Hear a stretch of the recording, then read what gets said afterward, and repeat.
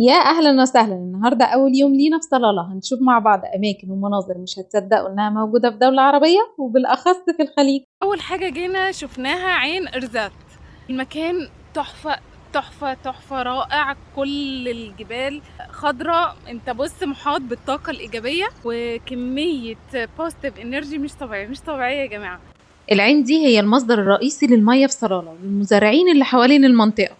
سبحان الله على جمال الطبيعة والراحة النفسية اللي موجودة في المكان. وهناك في كهف وسط الجبال الخضرة دي، طلعت من فوق وكأني كنت جوه لوحة فنية طبيعية. بجد يا جماعة المنظر كان أكتر من رائع. وبعد كده اتجهنا للمكان التاني وهو عين أثوم. واحنا في الطريق قابلنا الفاشونيستات دول وهم ماشيين يتدلعوا ويهزوا بديلهم كده، طبعا مبسوطين وهم ماشيين في وسط الطبيعة دي كلها.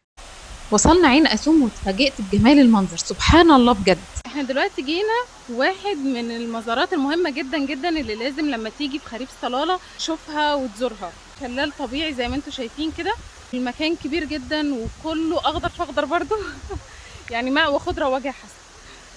وكل الجمال اللي شايفينه ده من جبال خضراء وأشجار وشلالات نتيجة للأمطار اللي موجودة في فصل الخريف في صلالة، اللي هو من 15/6 ل 15/9.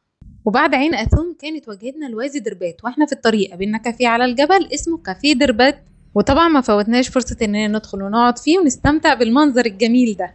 وبصراحة الفرابتشينو بتاعهم كان تحفة. احنا دلوقتي وصلنا وادي دربات، من اهم المعالم السياحيه والاماكن السياحيه في صلاله.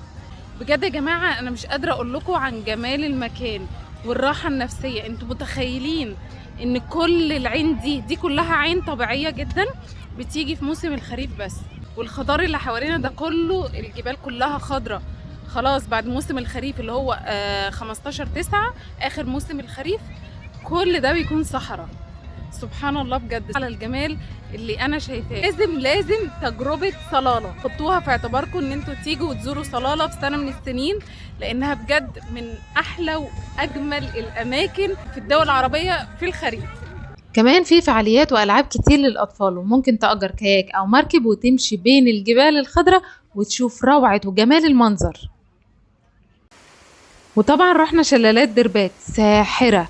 أنا بجد مش قادرة أصدق إن كل اللي أنا شايفاه ده بيبقى مش موجود، عبارة عن جبال عادية حتى المية بتجف، انتوا متخيلين؟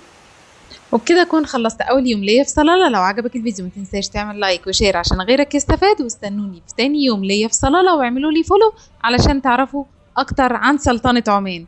استنوني في الفيديو الجاي. أنا ياسمين الجلاد، باي باي.